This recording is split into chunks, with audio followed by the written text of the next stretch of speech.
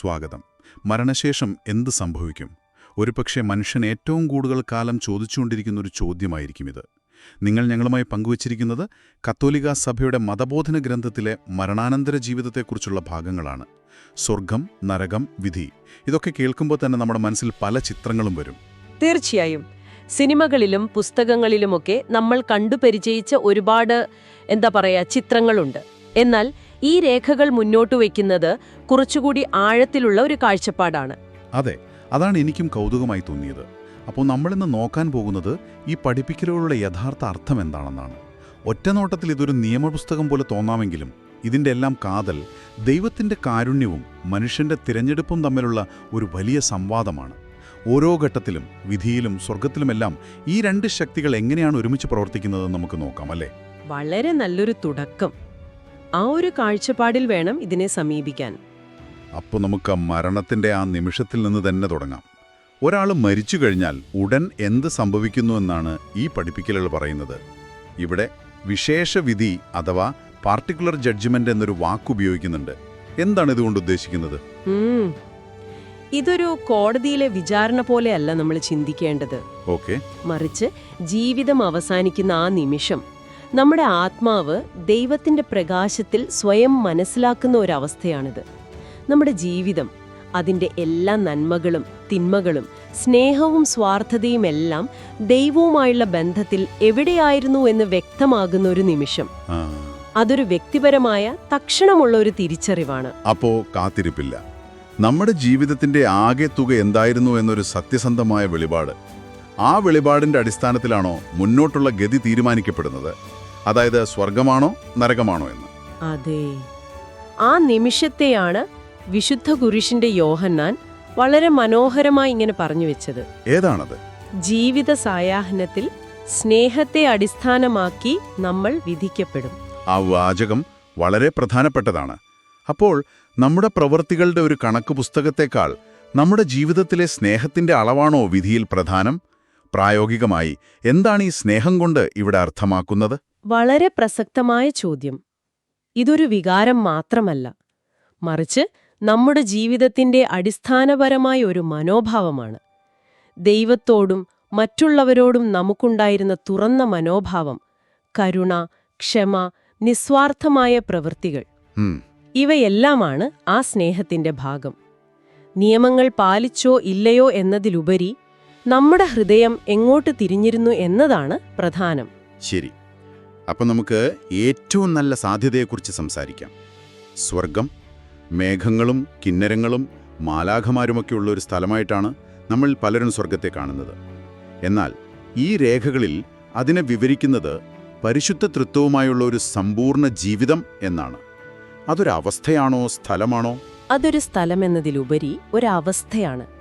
ദൈവവുമായുള്ള പൂർണ്ണമായ ഐക്യം, മനുഷ്യന്റെ ഏറ്റവും ആഴത്തിലുള്ള ആഗ്രഹങ്ങളുടെ, സന്തോഷത്തിനും സമാധാനത്തിനും സ്നേഹത്തിനും വേണ്ടിയുള്ള ദാഹത്തിന്റെ പൂർത്തീകരണമാണത്. ഇതിന്റെ കാതലായ അനുഭവത്തെയാണ് സന്തുഷ്ട ദർശനം അഥവാ ബേറ്റിഫിക് വിഷൻ എന്ന് പറയുന്നത്. അതായത് ദൈവത്തെ മുഖാമുഖം കാണുക, അനുഭവിക്കുക. ഈ സന്തുഷ്ട ദർശനം എന്നതൊന്ന് വിശദീകരിക്കാമോ? കാരണം ദൈവത്തെ കാണുക എന്ന് പറയുമ്പോൾ നമ്മുടെ മനസ്സിൽ വരുന്ന രൂപങ്ങളൊന്നും ആയിരിക്കില്ലല്ലോ അത്. തീർച്ചയായുമല്ല. ഇതിനെ ഇങ്ങനെ ചിന്തിക്കാം. ജീവിതകാലം മുഴുവൻ ഒരു മഹാസമുദ്രത്തിന്റെ ശബ്ദം മാത്രം കേട്ടിരുന്ന ഒരാൾ ആദ്യമായി ആ സമുദ്രത്തെ നേരിൽ കാണുന്നതുപോലെ. നല്ലൊരു താരതമ്യമാണത്. അതുവരെ കേട്ടറിഞ്ഞതിനേക്കാൾ എത്രയോ വലുതും മനോഹരവുമായിരിക്കും ആ അനുഭവം. ദൈവത്തെക്കുറിച്ചുള്ള നമ്മുടെ ഭൗമികമായ അറിവുകൾ ആ ശബ്ദം പോലെയാണ്. എന്നാൽ സന്തുഷ്ട ദർശനം ആ സമുദ്രത്തെ നേരിൽ കാണുന്നത് പോലെയാണ്. ഒരു സൃഷ്ടിയുടെയും മധ്യസ്ഥതയില്ലാതെ നേരിട്ടുള്ള ഒരു ദൈവാനുഭവം. അതിമനോഹരമായ രൂപകം. എനിക്കിവിടെ കൗതുകം തോന്നിയ മറ്റൊരു കാര്യമുണ്ട്. അവിടെ ഓരോരുത്തരും അവരവരുടെ വ്യക്തിത്വം നിലനിർത്തുമെന്നും അവരുടെ യഥാർത്ഥ പേര് കണ്ടെത്തുമെന്നും പറയുന്നു. അതെ, ദൈവവുമായി പൂർണ്ണമായി ഒന്നിക്കുമ്പോൾ എങ്ങനെയാണ് ഈ വ്യക്തിത്വം നഷ്ടപ്പെടാതിരിക്കുന്നത്? ഈ രണ്ടാശയങ്ങളും ഒരുമിച്ചു പോകുന്നതെങ്ങനെയാണ്? അതൊരു നല്ല ചോദ്യമാണ്. നമ്മൾ ഒരു തുള്ളി വെള്ളം സമുദ്രത്തിൽ ചേരുമ്പോൾ ആ തുള്ളി ഇല്ലാതാകുന്നില്ല. അതെ, അത് സമുദ്രത്തിന്റെ ഭാഗമായി മാറുകയാണ്. അതുപോലെ ദൈവവുമായി ഒന്നിക്കുമ്പോൾ നമ്മുടെ വ്യക്തിത്വം ഇല്ലാതാവുകയല്ല, മറിച്ച് അത് പൂർണ്ണത കൈവരിക്കുകയാണ്. നമ്മൾ ആരായിരിക്കാൻ സൃഷ്ടിക്കപ്പെട്ടുവോ ആ യഥാർത്ഥ നമ്മളായി മാറുന്നൊരവസ്ഥ. ശരി. അതുകൊണ്ടാണ് സ്വർഗത്തെ വിവാഹ വിരുന്ന്, പിതാവിന്റെ ഭവനം, സ്വർഗീയ ജെറുസലേം എന്നിങ്ങനെയുള്ള പല രൂപകങ്ങൾ ഉപയോഗിച്ചു വർണ്ണിക്കുന്നത്. കാരണം ആ യാഥാർത്ഥ്യം നമ്മുടെ വാക്കുകൾക്കും ഭാവനകൾക്കും അതീതമാണ്. അപ്പോൾ ദൈവവുമായുള്ള പൂർണ്ണമായ ഐക്യമാണ് സ്വർഗം. എന്നാൽ ഈ രേഖകൾ അനുസരിച്ച് എല്ലാവരും ആ പൂർണ്ണതയിലേക്ക് ഉടനടി പ്രവേശിക്കാൻ തയ്യാറായിരിക്കില്ല. അവിടെയാണ് പലപ്പോഴും തെറ്റിദ്ധരിക്കപ്പെടുന്ന ശുദ്ധീകരണ സ്ഥലം അഥവാ പർഗട്ടറി എന്ന ആശയം വരുന്നത്. ഇതൊരു ശിക്ഷയാണോ അതോ മറ്റെന്തെങ്കിലുമാണോ? ഇതൊരിക്കലും ഒരു ശിക്ഷയല്ല. ദൈവകൃപയിൽ മരിക്കുന്ന, എന്നാൽ സ്വർഗത്തിന്റെ പൂർണ്ണമായ വിശുദ്ധിയിലേക്ക് പ്രവേശിക്കാൻ അല്പം കൂടി ശുദ്ധീകരണം ആവശ്യമുള്ളവർക്കുള്ള ഒരവസ്ഥയാണിത്. ഒരുക്കം പോലെയാണോ? അതെ, അവരുടെ നിത്യരക്ഷ ഉറപ്പാണ്. ഇതൊരു രണ്ടാമത്തെ അവസരവുമല്ല, മറിച്ച് ഒരു ഒരുക്കമാണ്. ഒരു ഉദാഹരണം പറയാമോ, ഇത് കുറച്ചുകൂടി വ്യക്തമാക്കാൻ? തീർച്ചയായും. നിങ്ങൾ വളരെ കാലമായി കാണാൻ ആഗ്രഹിക്കുന്ന, നിങ്ങൾ ഒരുപാട് സ്നേഹിക്കുന്ന ഒരാളെ കാണാൻ പോകുകയാണെന്ന് കരുതുക. ഓക്കെ. പോകുന്ന വഴിയിൽ നിങ്ങളുടെ വസ്ത്രത്തിൽ നിറയെ ചെളി പുരണ്ടു. ആ അവസ്ഥയിൽ നിങ്ങൾ അവരെ കാണാൻ ആഗ്രഹിക്കുമോ? ഇല്ല. ഇല്ല. ആദ്യം ആ ചെളി കഴുകിക്കളഞ്ഞ് വൃത്തിയാകാൻ നിങ്ങൾ ആഗ്രഹിക്കും.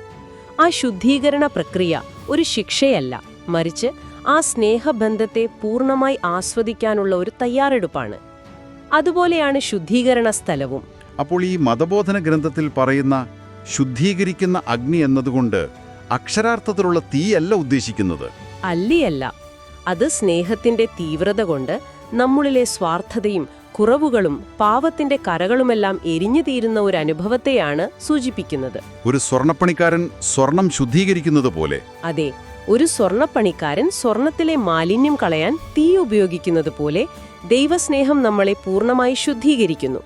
ഈ അവസ്ഥയിലുള്ളവരെ സഹായിക്കാൻ ജീവിച്ചിരിക്കുന്നവരുടെ പ്രാർത്ഥനകൾക്കും സൽപ്രവർത്തികൾക്കും കഴിയുമെന്നും ഈ പഠിപ്പിക്കലുകൾ പറയുന്നുണ്ട്. അതും ഒരു പ്രധാന കാര്യമാണ്. ഏറ്റവും ഗൗരവമേറിയ ഭാഗത്തേക്ക് വരാം. നരകം. കേൾക്കുമ്പോൾ തന്നെ ഭയം തോന്നുന്ന ഒരു വാക്കാണിത്. ദൈവം ആളുകളെ നരകത്തിലേക്ക് അയക്കുമോ? ഈ പഠിപ്പിക്കലുകൾ എന്താണ് ഇതേക്കുറിച്ച് പറയുന്നത്? ഇവിടെയാണ് നമ്മൾ തുടക്കത്തിൽ പറഞ്ഞ മനുഷ്യന്റെ തിരഞ്ഞെടുപ്പ് എന്ന ആശയം ഏറ്റവും പ്രധാനമാകുന്നത്. ഈ പഠിപ്പിക്കലുകൾ അനുസരിച്ച് ദൈവം ആരെയും നരകത്തിലേക്ക് മുൻകൂട്ടി വിധിക്കുകയോ അയക്കുകയോ ചെയ്യുന്നില്ല. മറിച്ച് ദൈവത്തിന്റെ സ്നേഹത്തിൽ നിന്നും കാരുണ്യത്തിൽ നിന്നും ഒരാൾ സ്വയം പൂർണ്ണമായും പിന്നെ നിരന്തരമായും ഒഴിവാകുന്ന ഒരവസ്ഥയാണ് നരകം. പക്ഷേ ഒരാൾ അറിഞ്ഞുകൊണ്ട് നിത്യനാശം തിരഞ്ഞെടുക്കുമോ? അത് മനുഷ്യന്റെ അതിജീവനത്തിനുള്ള അടിസ്ഥാന ചോദനയ്ക്ക് എതിരല്ലേ? ഈ ആശയത്തെ എങ്ങനെയാണ് നമുക്ക് മനസ്സിലാക്കാൻ കഴിയുക? അതാണ് മനുഷ്യന്റെ സ്വാതന്ത്ര്യത്തിന്റെ ഏറ്റവും വലിയ രഹസ്യവും ദുരന്തവും. ഇത് ഒറ്റ നിമിഷത്തെ ഒരു തീരുമാനമല്ല, മറിച്ച് ജീവിതകാലം മുഴുവൻ ദൈവത്തിനെതിരെയും സ്നേഹത്തിനെതിരെയും ഹൃദയം കഠിനമാക്കി അവസാനം വരെ അനുതപിക്കാൻ വിസമ്മതിക്കുമ്പോൾ സംഭവിക്കുന്ന ഒന്നായാണ് ഇതിനെ അവതരിപ്പിക്കുന്നത്. ഒരു ഉദാഹരണം പറയാമോ? സൂര്യപ്രകാശത്തിൽ നിൽക്കാൻ അവസരമുണ്ടായിട്ടും ഒരാൾ ബോധപൂർവം ഒരു ഇരുട്ടുമുറിയിലേക്ക് കയറി വാതിലകത്തുനിന്ന് പൂട്ടുന്നതുപോലെ. ദൈവം ആ വാതിൽ ബലമായി തുറക്കുന്നില്ല, കാരണം അവൻ നമ്മുടെ സ്വാതന്ത്ര്യത്തെ മാനിക്കുന്നു. ജീവന്റെയും സന്തോഷത്തിന്റെയും ഉറവിടമായ ദൈവത്തിൽ നിന്നുള്ള ഈ നിത്യമായ വേർപാടാണ് നരകത്തിലെ പ്രധാന വേദന. അപ്പോൾ യേശു ഗഹന്യയെയും അണയാത്ത തീയെയും കുറിച്ചൊക്കെ സംസാരിച്ചത് ആളുകളെ ഭയപ്പെടുത്താനായിരുന്നില്ലേ? ഭയപ്പെടുത്താനല്ല, മറിച്ച് ഒരു മുന്നറിയിപ്പ് നൽകാനായിരുന്നു. ഒരു കൊക്കയുടെ അടുത്തേക്ക് പോകുന്ന കുട്ടിയോട് അങ്ങോട്ട് പോകരുത്, അപകടമാണ് എന്ന് ഒരച്ഛൻ ഉറക്കെ വിളിച്ചു പറയുന്നത് പോലെ ഒരു സ്നേഹത്തിന്റെ മുന്നറിയിപ്പായിരുന്നു അത്. ശരിയാണ്. നമ്മുടെ തിരഞ്ഞെടുപ്പുകൾക്ക് നിത്യമായ പ്രത്യാഘാതങ്ങൾ ഉണ്ടെന്നും അതിനാൽ മാനസാന്തരപ്പെടണമെന്നുള്ള ഒരു അടിയന്തരമായ ആഹ്വാനമായിരുന്നു അത്. ശരി. അപ്പോൾ നമ്മൾ മരണശേഷമുള്ള വ്യക്തിപരമായ വിധിയെക്കുറിച്ച് സംസാരിച്ചു. എന്നാൽ ഈ രേഖകളിൽ ഒരു അന്ത്യവിധിയെക്കുറിച്ചും ലാസ്റ്റ് ജഡ്ജ്മെന്റിനെക്കുറിച്ചും പറയുന്നുണ്ടല്ലോ. ഇതെങ്ങനെയാണ് ആദ്യത്തേതിൽ നിന്ന് വ്യത്യസ്തമാകുന്നത്? എന്തിനാണ് രണ്ട് വിധികൾ? വളരെ നല്ല ചോദ്യം. വിശേഷവിധി എന്നത് ഓരോ വ്യക്തിയുടെയും നിത്യമായ ഭാവിയെക്കുറിച്ചുള്ളതാണ്. എന്നാൽ അന്ത്യവിധി നടക്കുന്നത് ലോകാവസാനത്തിലാണ്, ക്രിസ്തു മഹത്വത്തിൽ വീണ്ടും വരുമ്പോൾ. അത് കേവലം വ്യക്തിപരമായ ഒരു കണക്കെടുപ്പല്ല, മറിച്ച് ചരിത്രത്തിന്റെ തന്നെ ഒരു പൂർത്തീകരണമാണ്. ചരിത്രത്തിന്റെ പൂർത്തീകരണം എന്നതുകൊണ്ട് എന്താണ് ഉദ്ദേശിക്കുന്നത്? നമ്മുടെ ഓരോ പ്രവൃത്തിക്കും അതെത്ര ചെറുതാണെങ്കിലും രഹസ്യമായി ചെയ്തതാണെങ്കിലും ഒരു സാമൂഹികമായ പ്രത്യാഘാതമുണ്ട്. നമ്മൾ ചെയ്ത ഒരു ചെറിയ നന്മയോ അല്ലെങ്കിൽ ചെയ്യാൻ വിട്ടുപോയ ഒരു സഹായമോ ഒരുപക്ഷെ മറ്റുള്ളവരുടെ ജീവിതത്തിൽ വലിയ ചലനങ്ങൾ സൃഷ്ടിച്ചിട്ടുണ്ടാകാം. ശരിയാണ്. അന്ത്യവിധിയിൽ ഈ ബന്ധങ്ങളെല്ലാം വെളിപ്പെടും. നമ്മുടെ ജീവിതം ചരിത്രത്തിന്റെ വലിയ ക്യാൻവാസിൽ എങ്ങനെയാണ് അടയാളപ്പെടുത്തിയതെന്ന് എല്ലാവരും മനസ്സിലാക്കും. ദൈവത്തിന്റെ നീതി എങ്ങനെയാണ് എല്ലാ അനീതികളെയും അതിജീവിക്കുന്നതെന്ന് പരസ്യമായി വെളിവാകുന്ന നിമിഷമാണത്. അപ്പോൾ അതൊരു പരസ്യമായ വിചാരണയാണ്. നമ്മുടെ ജീവിതത്തിന്റെ യഥാർത്ഥ സ്വാധീനം എന്തായിരുന്നു എന്ന് അന്ന് വെളിപ്പെടും. അതിനുശേഷം എന്ത് സംഭവിക്കും? എല്ലാം അവസാനിക്കുമോ? അവസാനമല്ല, ഒരു നവീകരണമാണ് സംഭവിക്കുന്നത്. ഈ പഠിപ്പിക്കലുകൾ ഒരു പുതിയ ആകാശത്തെയും പുതിയ ഭൂമിയെയും കുറിച്ച് സംസാരിക്കുന്നു. അന്ത്യവിധിക്ക് ശേഷം ഈ പ്രപഞ്ചം മുഴുവനും രൂപാന്തരപ്പെടും.